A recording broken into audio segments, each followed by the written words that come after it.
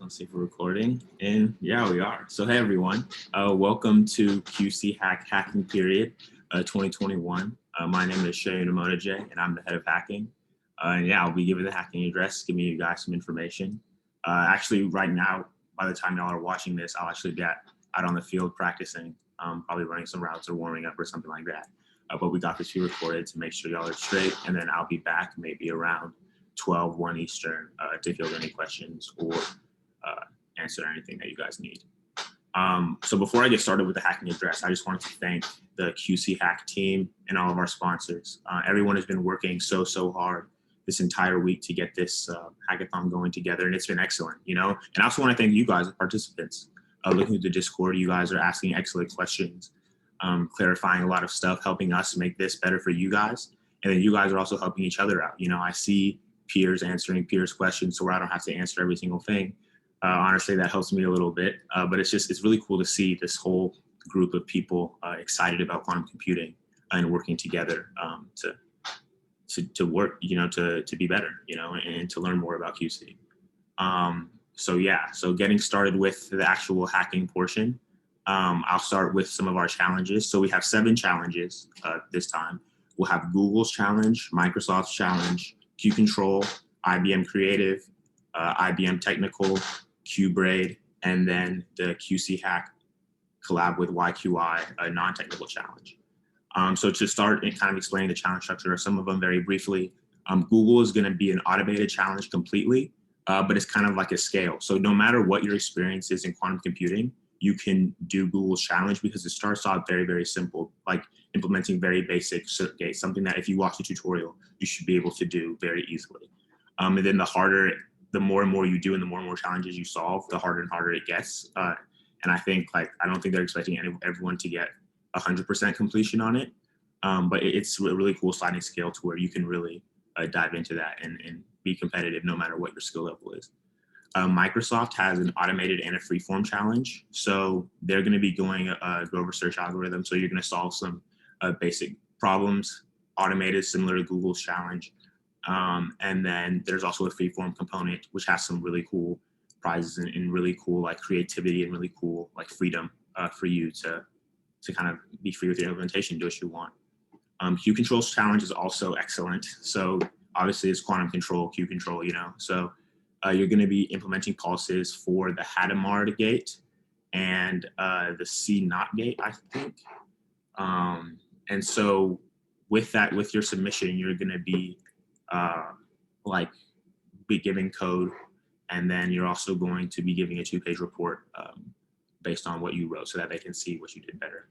And then IBM's creative challenge deals with quantum interference, and then their technical challenge deals with skip pulse and exploring higher energy states. You can look at those challenges are extremely well defined, so you can look at them for more information.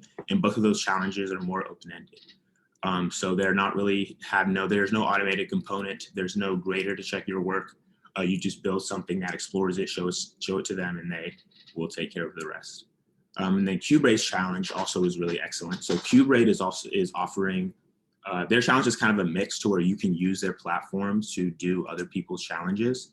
And if you want to, you can they'll kind of score you and grade you based off of that. Or if you're new to QC and you don't really understand, or you just want to do something on your own, you can kind of be creative and use one of the examples that they gave and just submit that, and that will work.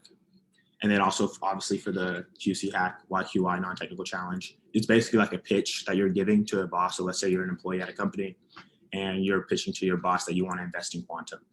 What is the best way to do that? How do you pitch? Create a pitch video acting like you're that person, be persuasive, you know, bring up all these different points that are very valuable, and do that. So that is created by us and some of our colleagues over at YQI. It's going to be graded by SciCity, which is another entity here at Yale. So that's going to be pretty cool, and the prizes for that are pretty cool too. So definitely check that one out if you're interested in anything non-technical. So now I'm going to quickly go over the hacking rules and kind of explain to y'all the rationale behind them a bit. The hacking rules are extremely important because it keeps you guys safe, it keeps us safe, and it keeps our sponsors safe. And so I implore you guys, before you submit a challenge or before you even start hacking to read the hacking rules, make sure that you accept them, and make sure you abide by them this entire time. If you submit a challenge, I want to make it very clear, by submitting a challenge to us or to any one of our sponsors, you agree to follow the hacking rules outlined on the page and any additional hacking rules that the sponsors lay out. Like I said before, that's just to protect you, protect us, protect them, and make sure that this whole hackathon goes very smoothly. So yes, that's that. If you guys have any questions about that, feel free to reach out to me. Feel free to reach out to any of the QC Hack team members. Feel free to reach out to any of the sponsors, and we can get that taken care of quickly for you. Another frequently asked question that I kind of wanted to address was people having multiple submissions, like submitting to multiple challenges, right? The reason behind this decision is because we understand that there's a lot of people here at QC Hack who may want to participate, but might not want to win every challenge, right? Like you just want to dabble a bit in Google's challenge, you want to dabble a bit in IBM's, want to dabble a bit in Q controls and get like a big dinner plate, whatever, to just sample everything, right? And for that reason, we are allowing people to have multiple submissions. That being said, these challenges are not, they're not at the level to where you can be successful doing two, if that makes sense. Like these are hard challenges. These are not elementary things. Even I say that at all skill levels you can do it, but it's going to be time consuming, right? And you're just going to take a lot of effort no matter what your skill level is to do well. So if you're really concerned or if you have any doubt about doing multiple challenges, I personally recommend that you just pick one and stick to it. That's the QC Hack recommended way. That's the Seun recommended way. Just pick one challenge and stick to it. That being said, if you want to do a bunch of challenges, go ahead. But like I answered in one of the support channels, if you win a challenge with one team, then you automatically disqualify yourself and that your entire team from winning any other challenges. And you can look in the Discord, I think like so what I would do is just recommend, if you do participate in multiple challenges and you have a team, have one team for one challenge and then do all the rest solo, so that if you do win that challenge with your team, or if you do win your challenge solo, you can just drop out and you won't be affecting more people than just yourself. Because if you are in multiple teams and doing multiple things, one, you're going to be all over the place. It's not really fair to the rest of your team members. And it can just get really messy really quickly. So that's kind of my 2 cents on that. And if I were you guys, I would really like take that recommendation to heart, because I really do not want to see people like in a bad spot at the end when they really like love this thing and want to create something really cool, and now they get disqualified because they win a challenge or something else goes wrong. Some other frequently asked questions. So teams, we're getting a lot of questions about when do you submit teams, when do you form teams? There is no formal team forming process. There are no team names, for example. I know Q-Brace Challenge mentions a team name. If you want to put a team name, you can, but you also have to put your like team leaders' contact information on that as well. The reason for that is because of the kind of rule that I just mentioned before, but it's also just easier just to put on every challenge you have, hey, I'm working with this person, this person, this person, this person, and here's our thing, rather than having to form teams. And if some fluidity happens, or if someone has to drop, or if someone wants to go solo, you have to change the team and all of that. So what's going to happen is every submission is mapped to a group of people, and that group of people is going to be your team for that challenge. Now, if you want to submit multiple challenges with the same team, you just re-enter that. Like I said, not recommended, but to play devil's advocate, that's what you can do. I think I may have mentioned this before, but it's also really good to designate a team leader. So on a lot of these forms, they're asking for one email address as a representative of the entire team. On our end, we will store all team data. So for example, if one form asks only for one email, we will know exactly all the team members of that email. So don't worry about that. But I think it would be good to designate a team leader, especially when contributing to all of these other submission forms that are outside of the QC Hack submission form. Another rule that I kind of wanted to clarify is that you can only receive prizes for one challenge, right? So theoretically, you can win. If you have a really good group and you're a rock star and you win multiple challenges, then yeah, that's cool. But you can only receive prizes for one. And then kind of a little helpful tip. I know I've been saying this a lot, but if you want the best chance of winning a challenge, I definitely would recommend watching the tutorials. The tutorials are in place to help you and guide you as you are doing these challenges and kind of give you some teasers and tips so that you know exactly what you're doing when you're there. So if you want to win a challenge, watch the tutorial. I highly, highly, highly, I don't know how much I can stress it, I highly, highly, highly recommend that you do that. So I'm going to explain a little bit the submission process a little bit. It's going to be confusing just because of the nature of the hackathon, because it's not like one major company sponsoring it. It's just a compilation of all these excellent sponsors that you see are over here, right?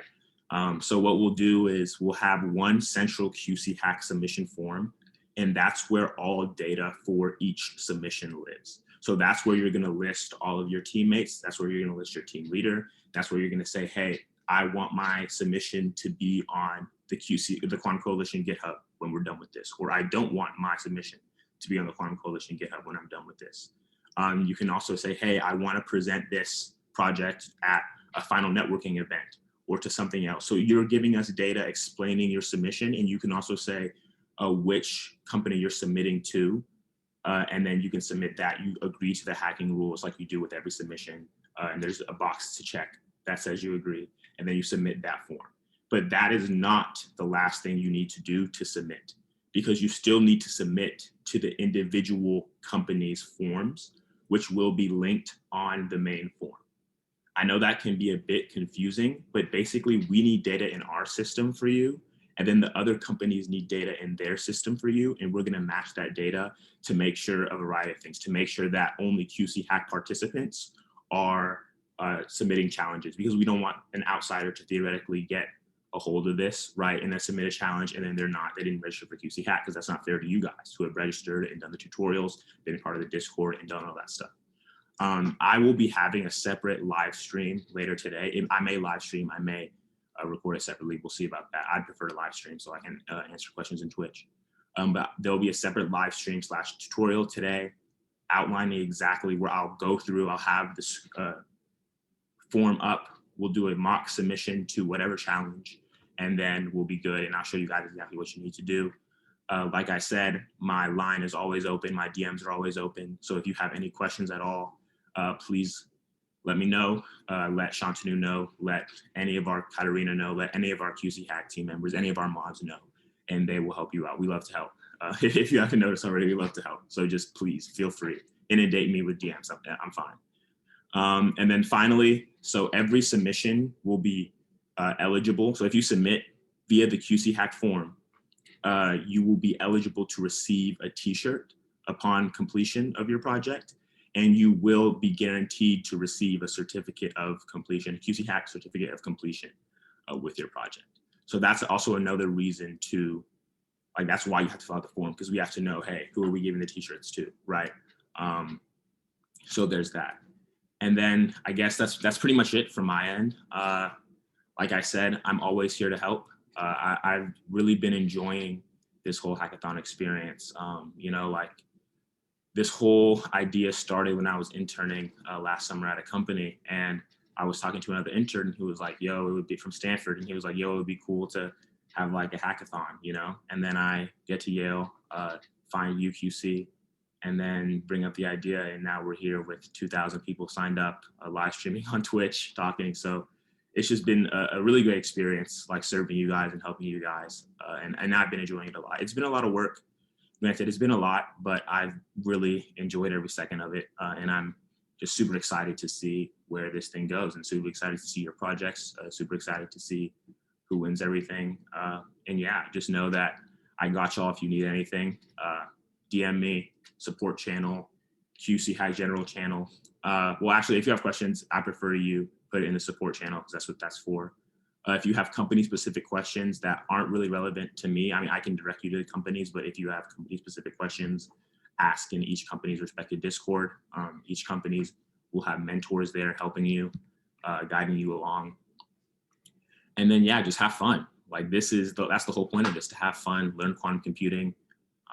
You know, we've received a lot of feedback from you guys, especially in the team matching forum that we thank you guys for all the kind words and to all the organizers, but just have fun. Like it's been a really good week. I personally had a blast, like I said before, and I hope you guys do too. So yeah, thank you guys so much for listening to me, and good luck on the hacking period. Peace.